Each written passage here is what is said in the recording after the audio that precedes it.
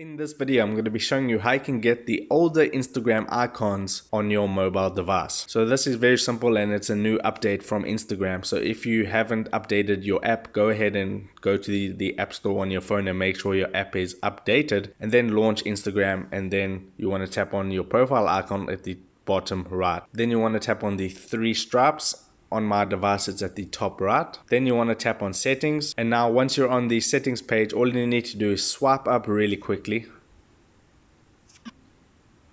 And now you will unlock all of these older icons. You can see there's a whole lot to choose from. And if, for example, I want to select this first one, all I need to do is tap on it, Classic 2, and that's going to add it to my home screen. So if I tap on add, that shortcut has now been added to my home screen, so I can go ahead and check it out. And there you can see it right there at the bottom, the old Instagram logo. And if I tap on that, that's going to take me back to Instagram. So that is how you get the older Instagram icons back on mobile in 2020. If you got some value out of this video, then I would appreciate it if you smash that like button and consider subscribing, because I'm uploading how-to videos about social media and your favorite apps every single day. So with that being said, I'll see you in my next video.